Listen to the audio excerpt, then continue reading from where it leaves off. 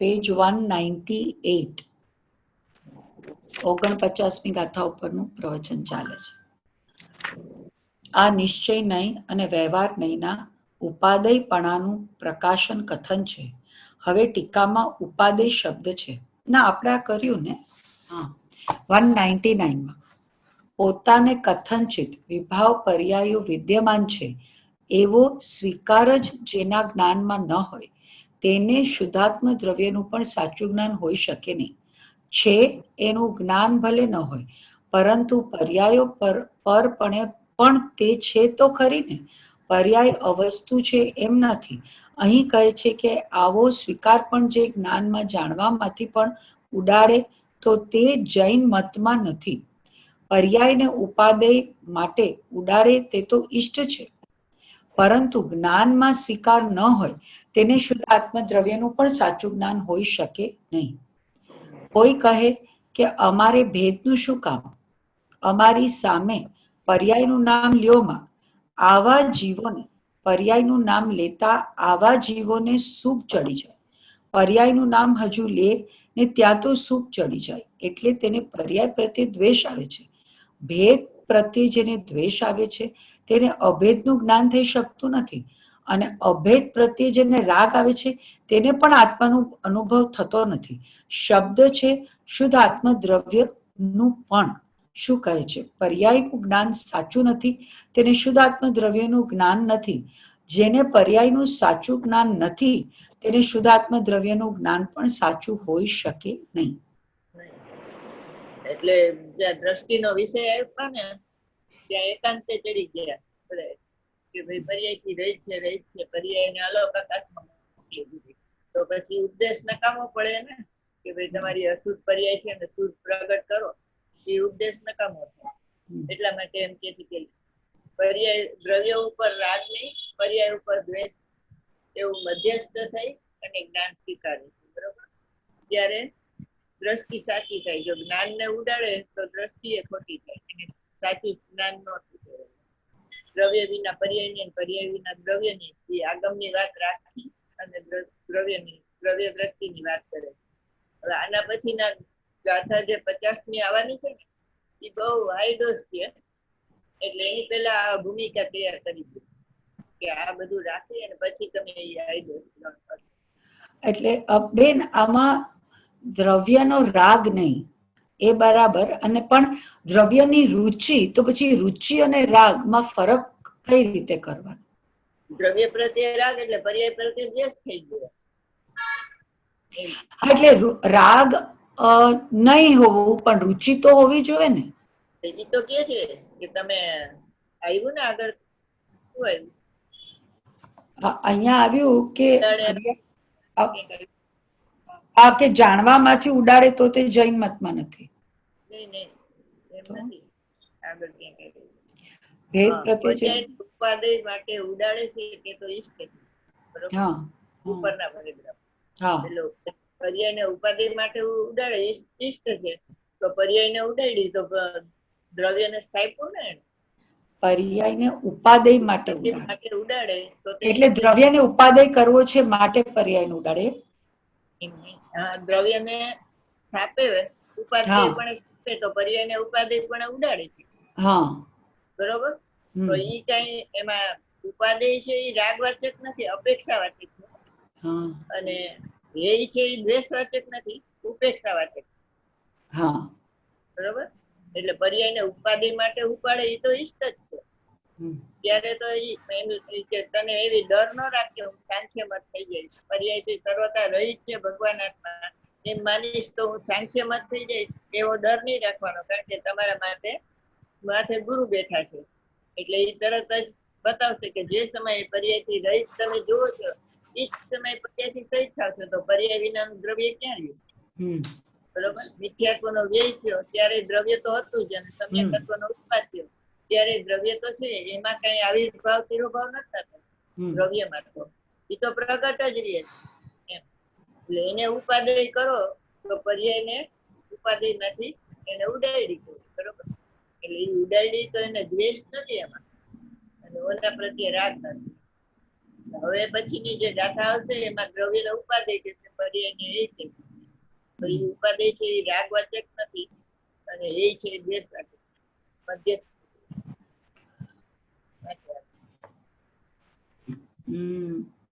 વ્યવહાર નહીંના વિષયનું પણ જ્ઞાન તો ગ્રહણ કરવા યોગ્ય છે.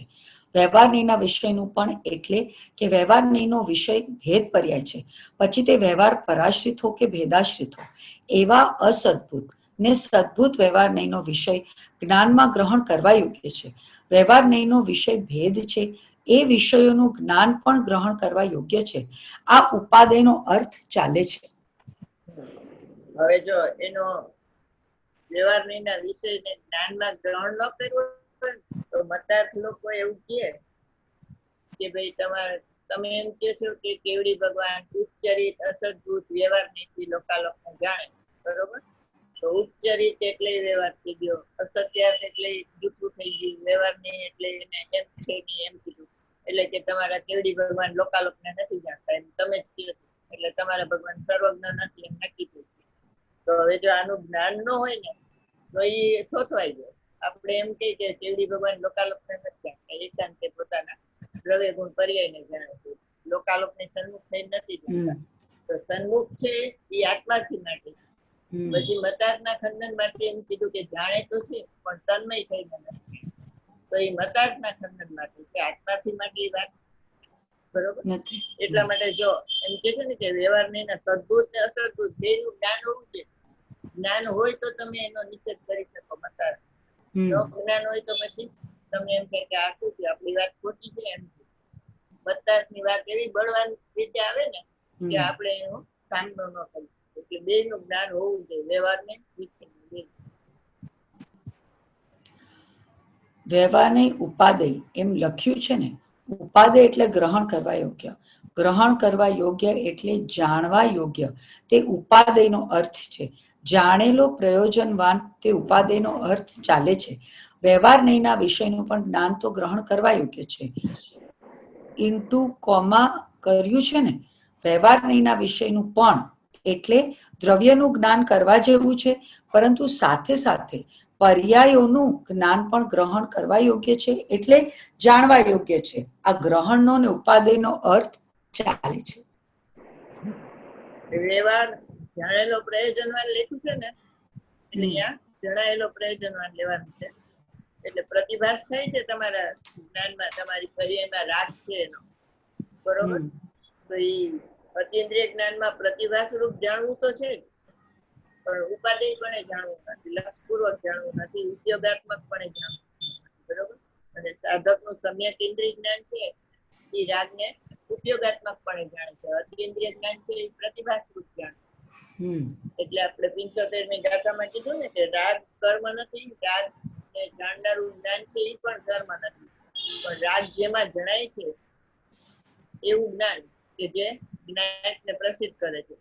તો એ 320 ગાથામાં કીધું કે 9 તત્વને કરતો નથી તો જાણે છે, તો જાણે છે તો શું જ્ઞાન જાણે છે? ઇન્દ્રિય જ્ઞાન ઉપયોગાત્મકપણે ભેદ ને જાણે, અતિન્દ્રિય જ્ઞાન અભેદ ને જાણે છે, અને એમાં પ્રતિભાસ રૂપ જાણવું છે. એટલા માટે એમ કે છે કે જાણવું જરૂરી છે. વ્યવહાર જણાયેલો પ્રયોજનવાન, કે 11મી ગાથામાં વ્યવહારનો નિષેધ કર્યો હતો કે વ્યવહાર સગળો અભૂતાર્થ, અસત્યાર્થ ને જૂઠો છે, બરોબર. તો એટલે જૂઠો છે એટલે નથી એમ નહીં, વ્યવહાર વ્યવહાર તરીકે છે, પર્યાય સત છે, પણ દ્રવ્યમાં નથી માટે એને અસત કીધું, એટલે એને જૂઠી કીધી, એટલે અસત્યાર્થ કીધું, એટલે અભૂતાર્થ કીધું. અપેક્ષા સમજો, હોય નહીં તો નિષેધ કેનો કરવો, હોય એનો નિષેધ થાય, એટલે પર્યાયની અસ્તિ મારામાં નાસ્તી એવી મારી અસ્તી એવી મને મસ્તી, એટલે પાછી પર્યાયની મસ્તી કહી દે એટલે પર્યાય કહી દે. આહો આહા, શબ્દો થોડા અને ભાવ ઝાઝા, શબ્દો લિમિટેડ અને ભાવો અનંત છે. એક એક શબ્દનો જ્યાં જેવી રીતે અર્થ થતો હોય ત્યાં તેવી રીતે સમજવો જોઈએ. અહીં એમ કહે છે કે જ્ઞાન તો કરવા યોગ્ય છે, એવી વિવક્ષાથી જ અહીં વ્યવહાર નહીંને ઉપાદેય કહ્યો છે. વિવક્ષા એટલી કે તે ભેદો છે. સાધકને નિશ્ચય મોક્ષમાં પ્રકટ થયો તે છે એમ જ્ઞાનમાં જણાય છે. સાધકને સમ્યક જ્ઞાનમાં, પ્રમાણ જ્ઞાનમાં એટલે દ્રવ્યના જ્ઞાન સાથે સ્વાશ્રિત રહેલો જે નિશ્ચય મોક્ષમાર્ગ છે તેની સાથે વ્યવહાર નહીંનો વિષય છે તે સંયોગ રૂપે રહેલો છે. સંયોગ રૂપે છે માટે તે વ્યવહાર નહીંનો વિષય છે. જો સ્વભાવ રૂપ હોય તો વ્યવહાર નહીંનો વિષય હોઈ શકે નહીં. એવી વિવક્ષાથી અહીં વ્યવહારને ઉપાદેય કહ્યું છે. એક જ શબ્દ હોય પણ અર્થ બધે જુદા જુદા થાય. ત્રિકાળી ધ્રુવ ભગવાન આત્માને ઉપાદેય છે તો આશ્રય કરવા માટે, વ્યવહાર નહીં ઉપાદેય છે તો જાણવા માટે, બરોબર. અને નિમિત્તની અપેક્ષા એ પર્યાયને નૈમિત્તિક કહેવાય. બીજ પર્યાયને ઉપાદાનની અપેક્ષા એ ઉપાદેય છે, બરોબર. તો એમાં બધા ઉપાદેયના અર્થ બધા જુદા જુદા થાય ત્રણેય જગ્યાએ. એવી રીતે જેવું સામાન્ય એવું વિશેષ, તો દ્રવ્ય ને પર્યાયની વાત થઈ. સામાન્ય શુદ્ધમ વિશેષ અશુદ્ધમ, તો અહીંયા દ્રવ્ય પર્યાયનું ભેદ જ્ઞાન છે. પછી સામાન્ય જ્ઞાનાકાર જ્ઞાનનો આવિર્ભાવ અને સામાન્ય જ્ઞાકાર જ્ઞાનનો તિરોભાવ, તો અહીંયા ઇન્દ્રિય જ્ઞાન ને અતિન્દ્રિય જ્ઞાનની વાત. સામાન્ય જ્ઞાન એકરૂપ છે અને અતિન્દ્રિય જ્ઞાન અનેકરૂપ છે એમ. પછી જ્ઞાન છે, જ્ઞાન ચેતના, તો એમાં દર્શન ગુણ છે એ સામાન્ય અવલોકન અને જ્ઞાન ગુણ છે વિશેષ અવલોકન. ભેદ પાડી જાણે છે, ઓલું અભેદ એકને ગ્રહણ તરીકે. અને ઉપયોગ લક્ષણ છે એને સામાન્ય લક્ષણ કીધું, પણ છે તો એ ત્રિકાળી ધ્રુવ ભગવાન આત્માનું વિશેષ પર્યાય છે ને એટલે વિશેષ લક્ષણ. અચ્છા, પર્યાય છે એટલે વિશેષ. હા, અને વિશેષ પર્યાયોની અપેક્ષા એ સામાન્ય. શુદ્ધોપયોગ થયો તો એની અપેક્ષા એ સામાન્ય ઉપયોગ છે. શુદ્ધોપયોગ ના, વિશેષ પર્યાયની અપેક્ષા કઈ રીતે સામાન્ય કહેવાય? સામાન્ય પર્યાય તો છે જ બધી. હા, એ તો નિગોથી માંડીને એટલે એ સામાન્ય. ઓલી તો નોતી એટલે એ વિશેષ પર્યાય. નોતીને થઈ, નોતીને થઈ એટલે વિશેષ. ઈ શુદ્ધોપયોગ ને ઈ શુદ્ધોપયોગ ને 15મી કથામાં સામાન્ય જ્ઞાન નો આવિર્ભાવ કીધો છે. તો શુદ્ધોપયોગ પણ ત્યાં એને સામાન્ય જ્ઞાન નો આવિર્ભાવ ને વિશેષ જ્ઞાકાર જ્ઞાન. એટલે સામાન્ય લક્ષણ જે ઉપયોગ છે એના કનેક્શનમાં શુદ્ધ ઉપયોગની પર્યાયને વિશેષ કીધું. અને ઇન્દ્રિય જ્ઞાન ની અપેક્ષા એને સામાન્ય કીધું. ઇન્દ્રિય જ્ઞાનની અપેક્ષા ઇન્દ્રિય જ્ઞાન અનેક રૂપ છે અને શુદ્ધોપયોગ છે એક રૂપ છે. એટલે સામાન્ય. સામાન્ય એટલે શું? વિવિક્ષાના અભાવને સામાન્ય કહેવાય. બરોબર. વિવક્ષા એટલે ભેદ. વિવક્ષા એટલે ભેદ. અપેક્ષા અભાવને સામાન્ય કહેવામાં આવે. એટલે ઇન્દ્રિય જ્ઞાનમાં તો 5 અપેક્ષા આવે ને, મન, સ્પર્શ, રસ, ગંધ, વર્ણ અને મનથી જાણે. અને અતિન્દ્રિય જ્ઞાન તો એકાકાર છે, એને કઈ આ 5ની જરૂર નથી. વિવેક્ષાના અભાવને સામાન્ય. તો બધે સામાન્ય નો અર્થ જુદો થાય. મોક્ષ માર્ગ પ્રકાશમાં એમ કીધું કે સામાન્ય કરતા વિશેષ બળવાની, તો એનો અર્થ શું થાય?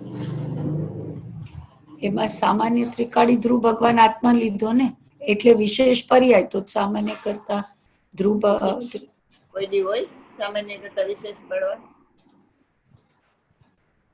બળવાન એટલે એ રીતે કે ઈ ધ્રુવ છે, અટકતો પદાર્થ છે, ના પલટતો પદાર્થ છે, એક સમય છે ને ઓલો ત્રિકાળી છે, એ રીતે પલટતો પદાર્થ બળવાન હોય.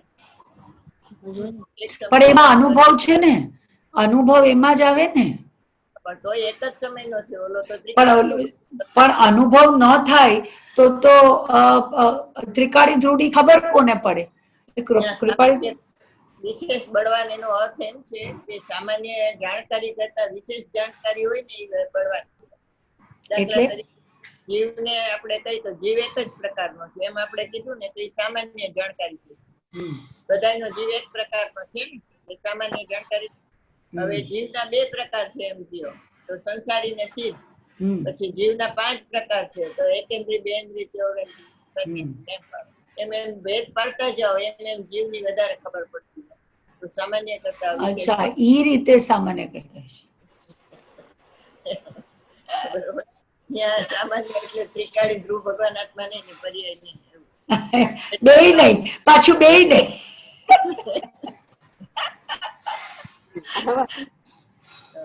બધાય છે ને શબ્દો લિમિટેડ છે, એટલે ભાષા ટૂંકી છે અને ભાવ વધારે છે, એટલે એક ને એક શબ્દનો બીજી રીતે ઉપયોગ થાય છે, એમ કહેવાનું ઈ અર્થ છે. અહીંયા ઉપાદેયનો અર્થ કીધો તો એ પર્યાયમાં જેથી ઉપાદેય કયો તો જાણવાના અર્થમાં લેવાનું. બેન લખાવો ને ઉપાદેયના 3. ઉપાદેયના 3 જે કીધા ને અલગ અલગ રીતે ઉપાદેય જણાય છે. હા, દ્રવ્યની અપેક્ષાએ ઉપાદેય કયો તો આશ્રય કરવા યોગ્ય છે. દ્રવ્યની અપેક્ષાએ ઉપાદેય કયો તો આશ્રય કરવા યોગ્ય છે.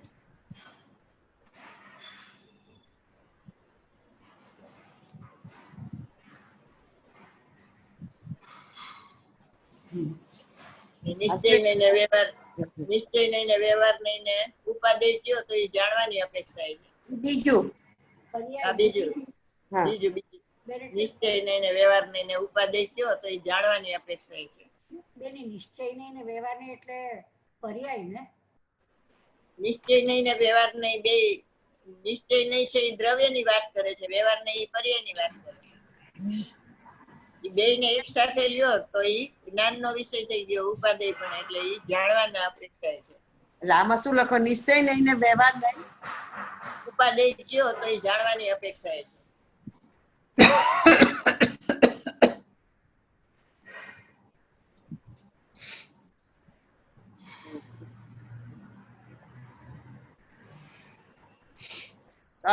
ત્રીજું બેન ઉપાદાનની અપેક્ષા એ ઉપાદેય કહેવાય, નૈમિતિક પર્યાય.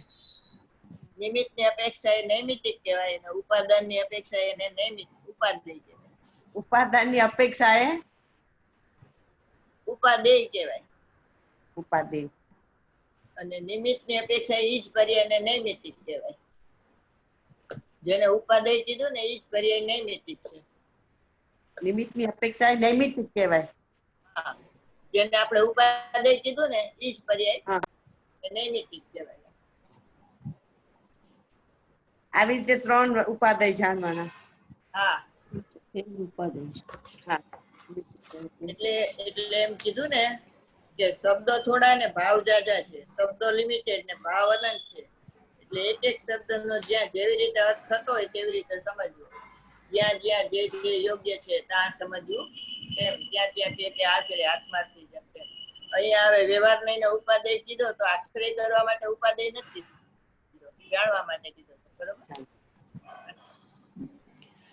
આચાર્ય મહારાજે કહ્યું તેનો આશ્રય ગ્રહણ કરવા યોગ્ય છે, અને તેને ઉપાદેય કયો છે તે જાણવા માટે ઉપાદેય કયો છે. ઉપાદેય એટલે ગ્રહણ, જાણવું કે બસ છે. આટલી જ્ઞાનના જ્ઞેયપણે તેની મર્યાદા છે, પરંતુ આ વ્યવહાર નહીંનો વિષય અવલંબન કરવા યોગ્ય છે અને એ જ આત્મા છે, અને તેનો આશ્રય કરતા મને વિતરાગતા થાય તેવી વિવક્ષા એમાં નથી.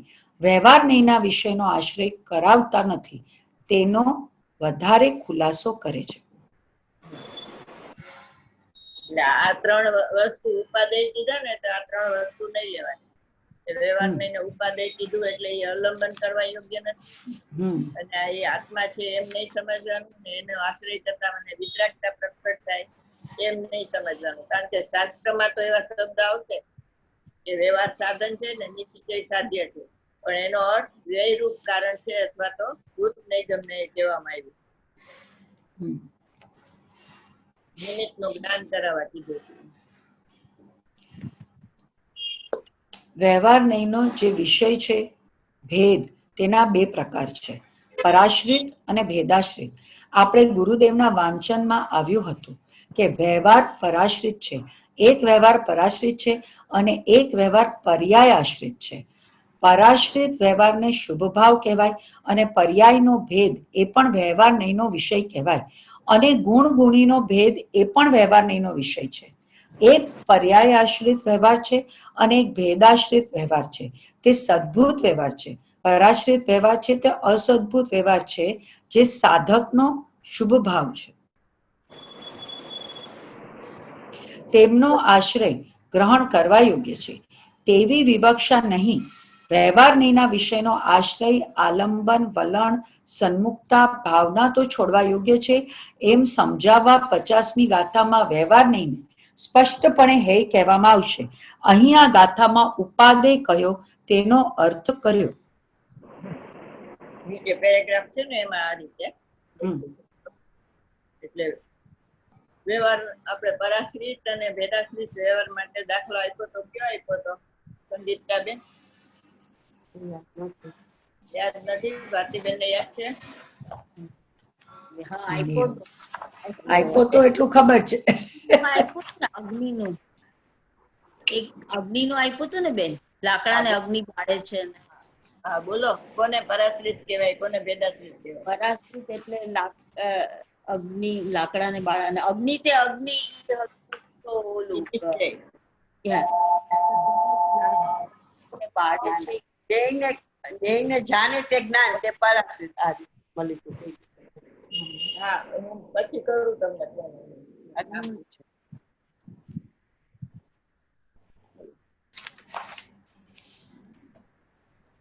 લાકડાને બાળે તે અગ્નિ તે પરાશ્રિત અને ઉષ્ણ તે અગ્નિ તે ભેદાશ્રિત. બરોબર? અગ્નિ તો અગ્નિ છે તે નિશ્ચિત. એ તો આની પહેલા આગળની જ ગાથામાં. હા, એટલે પર્યાયાશ્રિત કીધું એમાં શું લેવાનું?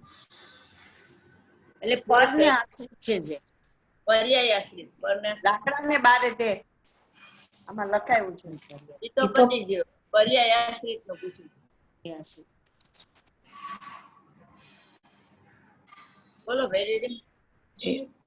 પોતાની શુભ કે અશુભ શુદ્ધ કે અશુદ્ધ જે પણ પર્યાય છે એ પર્યાયને અહીંયા પર્યાય આશ્રિત વ્યવહાર કીધો. હા, પછી બીજું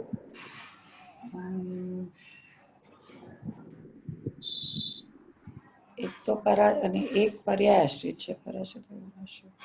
પર્યાયનો ભેદ અને પર્યાયના જે ભેદ છે જ્ઞાન દર્શન ચારિત્ર એ બધા પર્યાયના જે ભેદ છે જ્ઞાનની પર્યાય તો એને પણ પર્યાય આશ્રિત કહેવાનું. એ તો શુદ્ધ પર્યાય થઈ ગઈ ને, જ્ઞાન દર્શન ચારિત્ર. તો તમે કીધું. અને વિભાવ પર્યાય છે એ પણ પર્યાય છે શુદ્ધ ને અશુદ્ધ. અને અહીંયા વ્યવહાર નહીંનો વિષય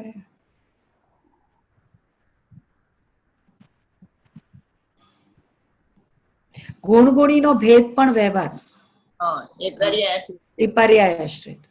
એટલે દ્રવ્યાતીત નહીં અને પર્યાતીત નહીં છે, ગુણાતીત નહીં નથી. ગુણ ને અભેદ લ્યો તો દ્રવ્યાતીત નહીં નો વિષય, ગુણ ને ભેદ પાડો તો પર્યાતીત. ભેદ ની પરિભાષા શું કરી?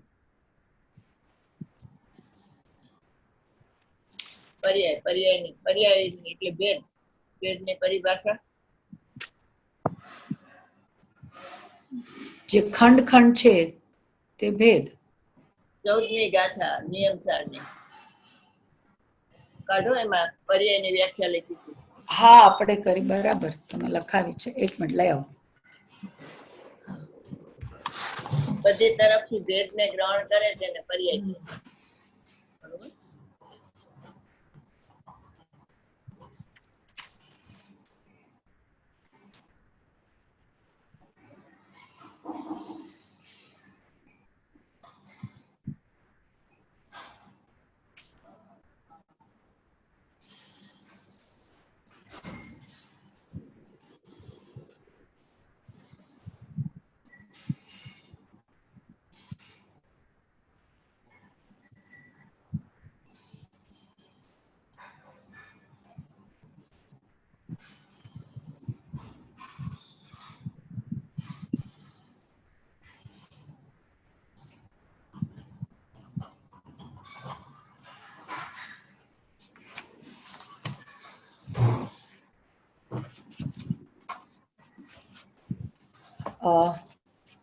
નિયમ સાર નિયમ. એક મિનિટ.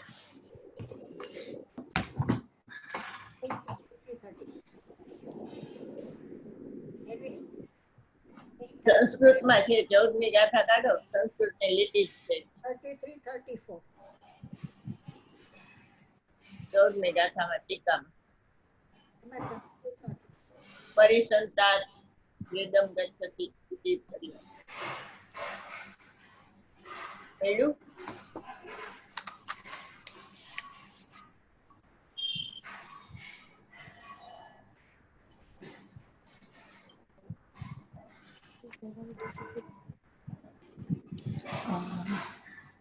ચૌદમી ને હા 14મીમાં સંસ્કૃતમાં લીટી જ છે જો આખી.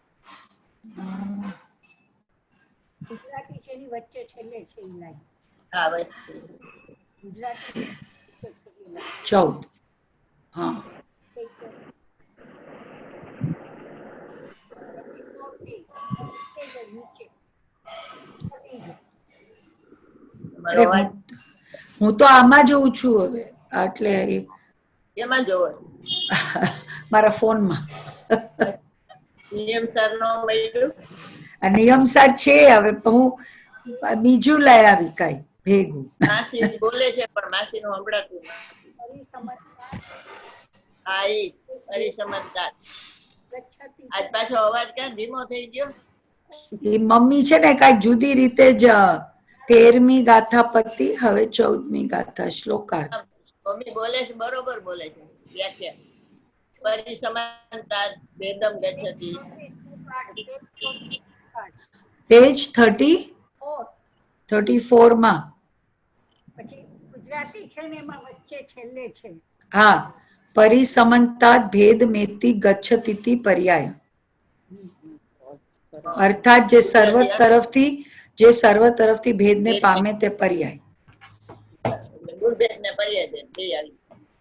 કારણ પર્યાય છે ને એની વ્યાખ્યા આપની છે ને એટલે આ વ્યાખ્યા 15મી ગાથામાં કારણ શું પર્યાય આવશે ને તો છે તો ગુણ પણ એને પર્યાય કીધું ભેદ પડ્યો ને.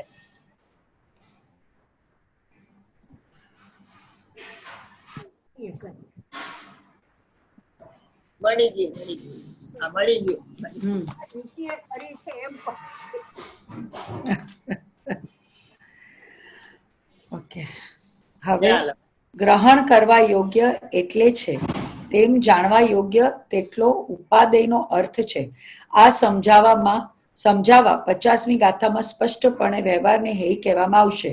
જે જીવને અભિપ્રાયમાં શુદ્ધ આત્મદ્રવ્યના આશ્રયનું ગ્રહણ અને પર્યાયોના આશ્રયનો ત્યાગ હોય તે જ જીવને દ્રવ્યનું તેમજ પર્યાયોનું જ્ઞાન સમ્યક છે એમ સમજવું, અન્યને નહીં. કેવો સરસ ખુલાસો આપણા પંડિત રત્ન હિંમતભાઈએ કર્યો છે. આહા, ટીકાની પહેલી લાઈનમાં ઉપર એ આવ્યું કે નિશ્ચય નહીં અને વ્યવહાર નહીં બંને ઉપાદેય છે. તે વાતનો ખુલાસો આ ફૂટનોટમાં કર્યો છે.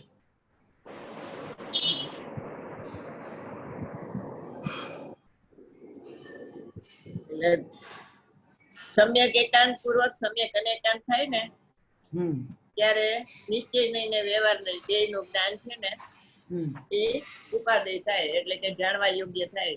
એટલે આત્મામાં ત્યારબાદ નો અભાવ, આત્મામાં ત્યારબાદ આત્મજ્ઞાનમાં ત્યારબાદ નો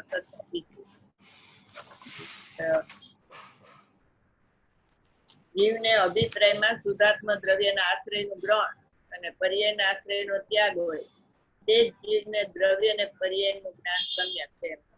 બરોબર? એટલે સમ્યક એકાંત પૂર્વક સમ્યક અનેકાંત થાય. વ્યવહાર નહીં અને નિશ્ચય નહીં બંને ઉપાદેય છે. આ બે નહીં સર્વજ્ઞ ભગવાનની વાણીમાં આવ્યા છે. તો સર્વજ્ઞ ભગવાનની વાણીમાં ખોટું આવે તેને કહે છે સાંભળ. એ નિશ્ચય નહીં અને વ્યવહાર નહીં ઉપાદેય કહેવામાં આવ્યો છે. તેનો અર્થ છે કે ઉપાદેય એટલે ગ્રહણ કરવા યોગ્ય અને ગ્રહણ કરવા યોગ્ય એટલે છે એમ જાણવા યોગ્ય છે. પર્યાય રૂપે જણાય અને દ્રવ્ય રૂપે જણાય તેનું નામ સમ્યક જ્ઞાન કહેવામાં આવે છે. આ ફૂટનોટ પૂરી થઈ. એટલે પછી પેલા પર્યાય દ્રષ્ટિ કે મિથ્યા દ્રષ્ટિ કીધું હતું, દ્રવ્ય દ્રષ્ટિ કે સમ્યક દ્રષ્ટિ કીધું હતું. પછી અનુભવ થાય પછી જ્ઞાની પર્યાયને જાણે તો એ પર્યાય દ્રષ્ટિ નથી થતા, કારણ કે એને દ્રવ્યના આશ્રય પૂર્વક અને પર્યાયનો આશ્રય છોડ્યો હોય છે ને, એટલે એ પર્યાય દ્રષ્ટિ નથી. પર્યાયને જેમ તેમ જાણે અને વ્યવહાર જણાયેલો પ્રયોજનવાન કહેવાય.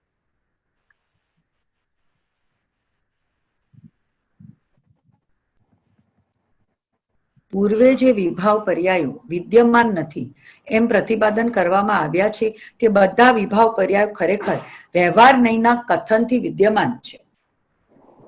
પૂર્વે એટલે આ ગાથાની પહેલા વિભાવ પર્યાયો એટલે વિશેષ ભાવો, વિશેષ પર્યાયના ભેદો વિદ્યમાન નથી, તે જીવમાં નથી તેમ કહ્યું હતું. જીવમાં ગુણસ્થાન નથી, માર્ગણા સ્થાન નથી, ઉપશમ ભાવના સ્થાનો નથી, શાયિક ભાવના સ્થાનો જીવમાં નથી, શયોપશમ ભાવના સ્થાનો જીવમાં નથી તેમ આગળની ગાથાઓમાં પ્રતિપાદિત કર્યું હતું. આ વિભાવ પર્યાયો વિદ્યમાન નથી તેમ પ્રતિપાદિત કરવામાં આવ્યું હતું. આ વિદ્યમાન નથી, આત્મામાં નથી, જીવમાં વિદ્યમાન નથી. એ ભેદો જીવમાં વિદ્યમાનપણે દેખાતા નથી. ભેદમાં આ બધા ભેદો છે. માર્ગણા સ્થાન, જીવ સમાસ, ગુણસ્થાનના ભેદો, શાયિક ભાવના ભેદો, શાયિક સમ્યક દર્શન તે જીવમાં દેખાતું નથી, એટલે તે જીવમાં વિદ્યમાન નથી, જીવમાં તેનો અભાવ છે. પર્યાય પર્યાયમાં છે પણ દ્રવ્યમાં નથી, માટે એવું કીધું કે જીવમાં નથી. એટલે કોઈ એકાંત પકડી ન લે એટલા માટે આ 49ની ગાથા મૂકી. જ્ઞાનમાં જાણવા યોગ્ય છે પણ દ્રષ્ટિમાં દ્રવ્યમાં નથી, માટે નથી કીધું. એટલે દ્રવ્યમાંય નથી અને દ્રવ્યની દ્રષ્ટિમાં આ બધી પર્યાયો નથી. પણ દ્રવ્યના લક્ષ્ય જે જ્ઞાન થયું એમાં ઉપાધિભૂત જ્ઞેય બનાવે છે એમાં નથી, પણ સવિકલ્પ સાકાર છે એટલે દ્રવ્ય પર્યાય બે ને જાણે તો કોઈ બધાને છે એમ સ્વીકારે. બરોબર. જો એ જ્ઞાનમાં સ્વીકારે નહીં ને તો જ્ઞાન ખોટું થાય, કારણ કે જ્ઞાન બે રીતનું છે, સવિકલ્પ સાકાર અને નિર્વિકલ્પ નિરાકાર. જ્ઞાન ખોટું તો દ્રષ્ટિ ખોટી થઈ જાય. બરોબર. માર્ગણા સ્થાન, જીવ સમાસ ને ગુણસ્થાનના ભેદોના નામ લખતા આવજો કાલે. સંગીતાબેન, માર્ગણા સ્થાન, ગુણસ્થાન અને જીવ સમાસના નામ લખ્યાવાના કાલે. 14 લખીને જ આપ્યા છે ઓલામાં. તમે શું પૂછો છો મોમ? જીવ સમાસ એટલે શું? જીવ સમાસ, જીવ સમાસ 14 જીવ સમાસ છે ને, એકેન્દ્રી, બેન્દ્રી, તેન્દ્રી. હા, તમે બધું તમે આપ્યું છે લખીને. અને ગુરુદેવનો નાસ્તો રોજ વાંચીએ ને તો એમાં લખેલું છે. એમાં જ છે. સમોસરણ છે ને એમાં લખેલું છે. રાજકોટમાં સમોસરણ છે ને એમાં લખેલું છે. હા, એ તો યાદ જ, તમારું લખેલું અમને યાદ છે. તો માર્ગણા સ્થાન એટલે જ્યાં જીવની ઉત્પત્તિ થાય ત્યાં, જીવને શોધવાનું, જીવને ગોતવાની જગા, કઈ કઈ જગા એટલે ગતિ. શોધવું, માર્ગણા એટલે શોધવું. અચ્છા. અને જીવ સમાસ એટલે જે જીવની બે એકેન્દ્રિય, બે ઇન્દ્રિય એ બધા છે ઈ. અને શાયિક ભાવના ભેદો, શાયિક સમ્યક દર્શન. બરોબર.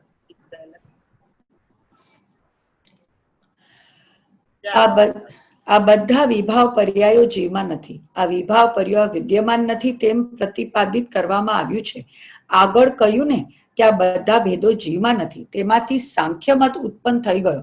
તેને જીવમાં નથી, જીવમાં નથી, જીવમાં નથી, ભેદો જીવમાં નથી ત્યાં થઈ રહ્યું. હાય હાય, ભેદની વાત આવી, ભેદની વાત આવી તો શું થઈ ગયું? ભાઈ ભેદો છે, ભેદો નથી તેમ કોણ કહે છે? ભેદ છે તે આશ્રય કરવા યોગ્ય નથી. ભેદો નથી તેમ કોણે કહ્યું? ભેદ નથી તેમ જે કહે તે અન્યમતિ છે, પરંતુ જૈન મતિ નથી, તે મિથ્યા દ્રષ્ટિ અજ્ઞાની છે.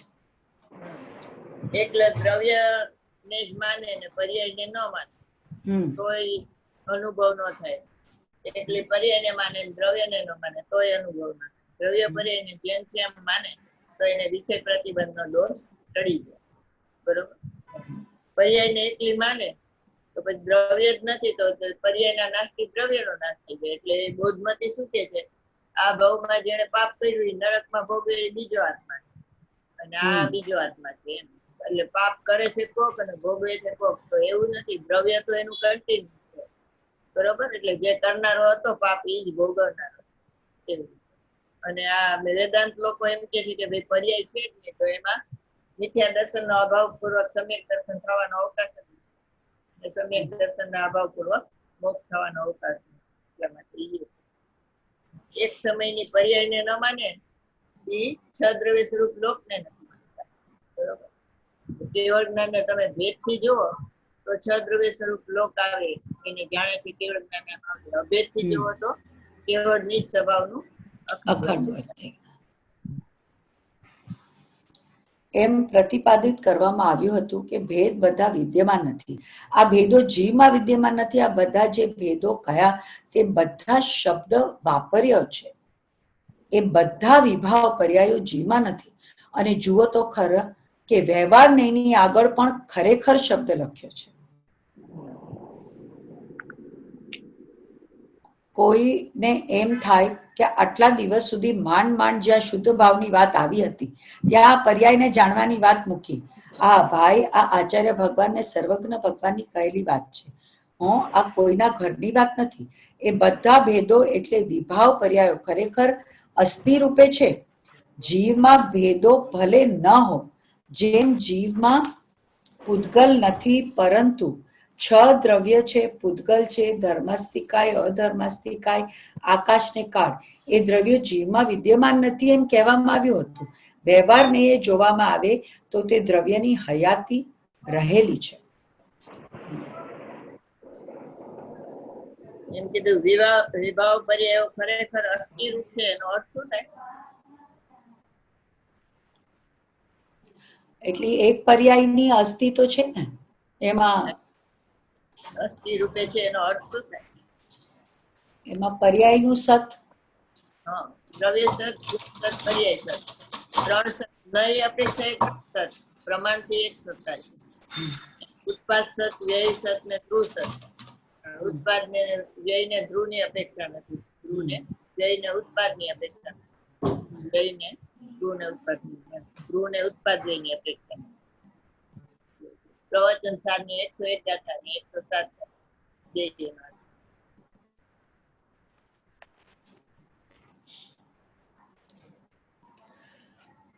તેમાં 14 ગુણ સ્થાનો, 14 માર્ગના સ્થાનો જે ભેદ કયા તે બધાય જીવમાં નથી.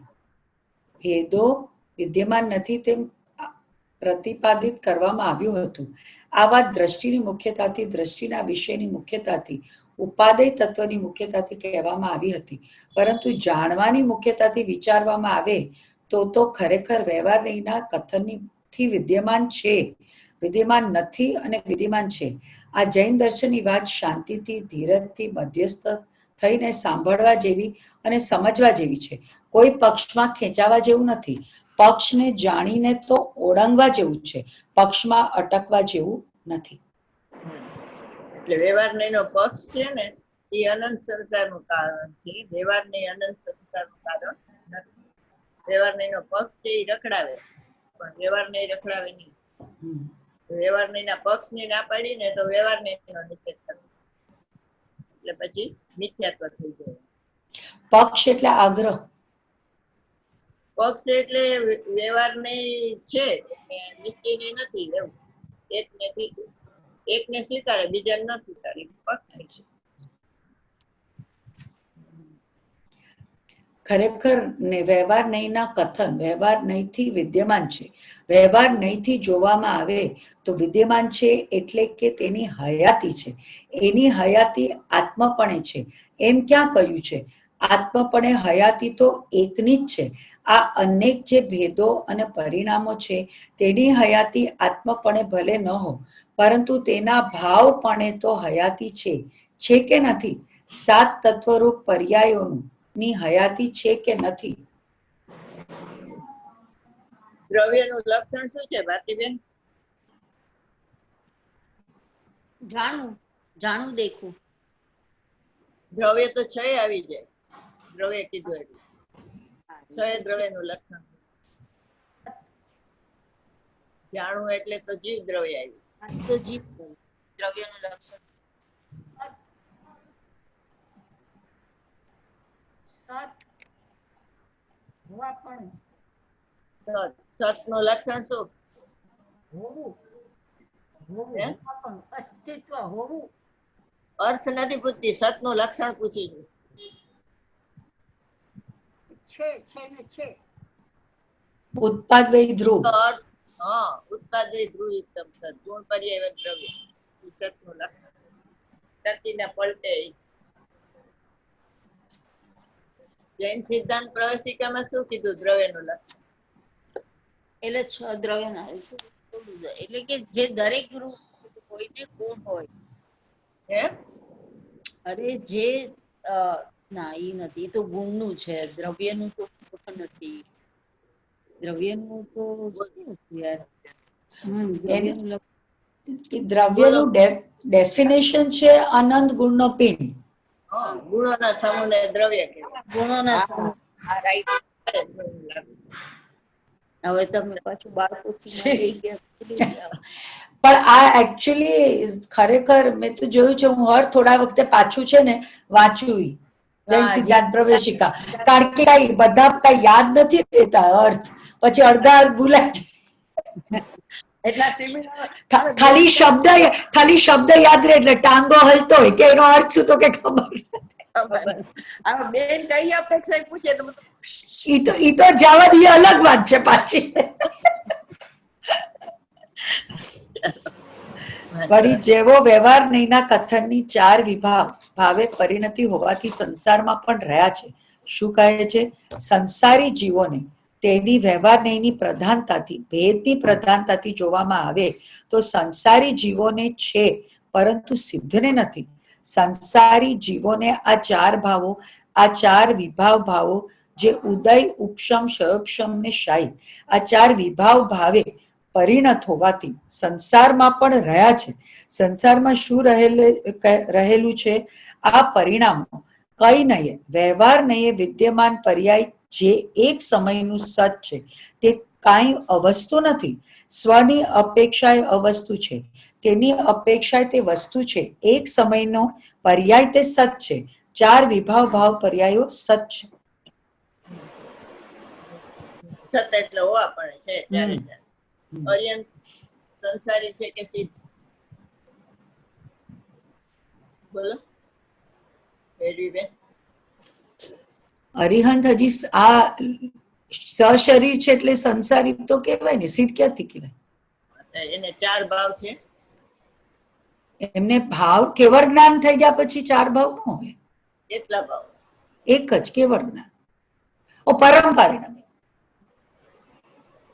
ના, ઉદય ભાવ છે ને, અદાયિક ભાવ છે ને, એમને ઉદય ભાવ તો છે. હા, બરાબર. પરિણામી ને ઉદય, સિદ્ધના ભાવ 2. ચાલ વાંચા.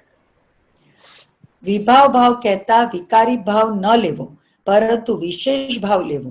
શાયિક ભાવ હો કે ઉપશમ ભાવ, તેમાં ઉપશમ સમ્યક દર્શન હો કે ઉપશમ ચારિત્ર, અને શાયિક ચારિત્ર, શાયિક જ્ઞાન અને શાયિક દર્શન. શાયિક જ્ઞાન એ વિભાવ ભાવ એટલે વિશેષ ભાવ છે, તે સામાન્ય ભાવ નથી. દ્રવ્ય સામાન્યને ભાવ કહીએ તો પરિણામને વિશેષ ભાવ કહેવાય. આ રીતે વિભાવ ભાવને વિશેષ ભાવ કહેવામાં આવે છે.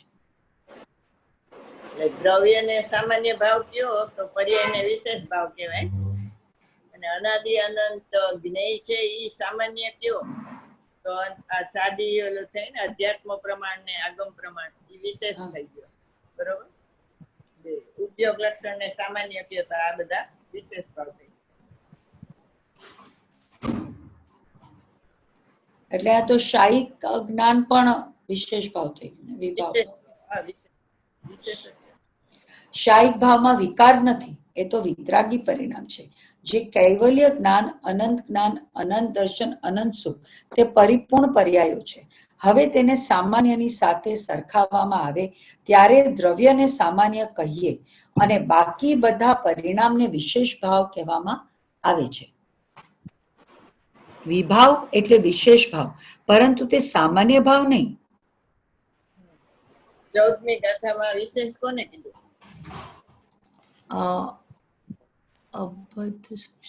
અવિશેષ. અહીંયા અવિશેષ કીધું, એટલે દ્રવ્યને અવિશેષ કીધું તો પર્યાયને વિશેષ કીધું. વાંચો 14મી ગાથા. અવિશેષ યાદ છે, પણ એનું લખાયું હોય તું ખબર છે, તમે કીધું તું કે અવિશેષ કઈ અપેક્ષા એટલે સમય સારું છે. સારું સમયસર છે. સમયસાની 14મી ગાથા. હા. જે નહીં આત્માને બંધ રહિત ને પરના સ્પર્શ રહિત વિશેષનો બોલે જ વાંચો. અવિશેષ બોલે સીધો વાંચ્યું ને અબદ્ધ સ્પૃષ્ટ અનન્ય અસત્યાર્થ છે, અનિયત અભૂતાર્થ.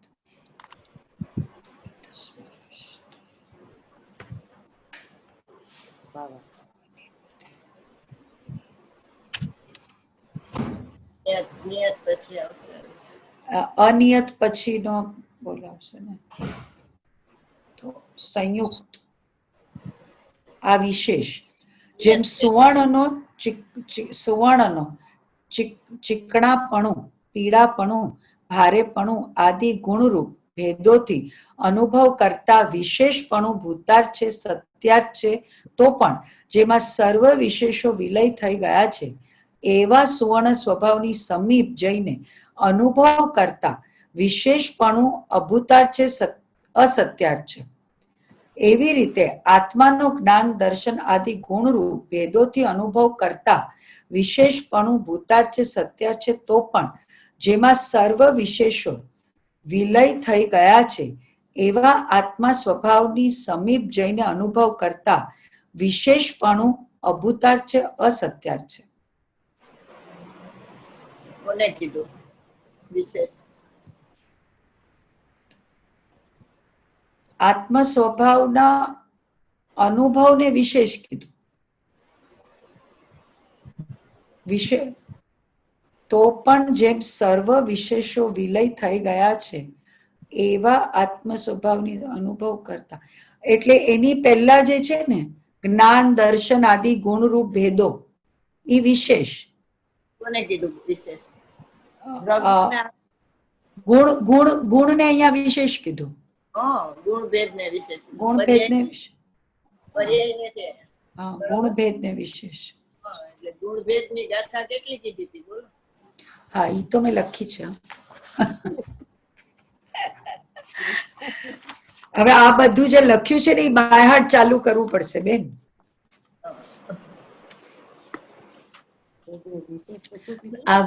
અચ્છા, તો વ્યવહારના નિષેધની ગાથા છે. સંગીતાબેન લખી છે. હા, લખ્યું તો અમે બધાય છે. હા, ગોતવાનું પછી આપણે પર્યાયથી ભિન્ન જ્ઞાનથી પર્યાયના ભાવ. 7મી ગાથા, 14મી, 15મી ગાથા, હા. 52 કળશ, પછી અલિંગ્રહણ નો 18મો અલિંગ્રહણ નો બોલ. હા, ઈ લખ્યું તો છે પાકું, પણ હવે મળે ત્યારે વાત. પછી 200 ગુણગુણીના ભેદની ગાથા, સમ્યક જ્ઞાનની ગાથા, દર્શનના ચારી બધી મળશે, પણ ઈ નહીં મળે. પછી ગોતી લેજો.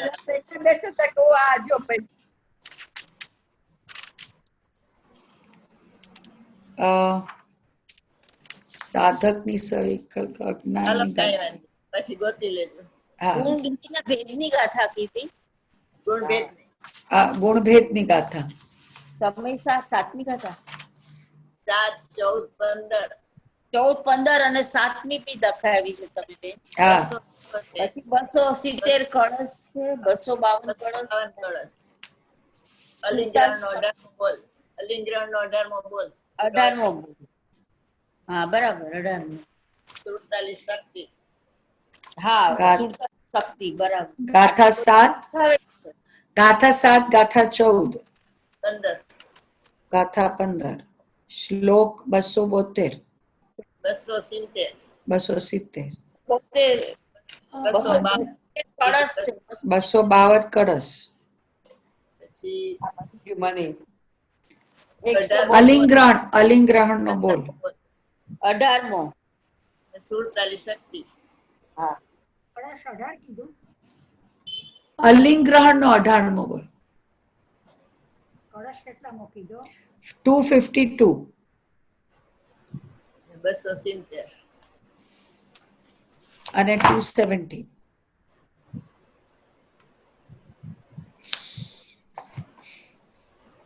ચાલો. ચાલ પૂરું કરું છું.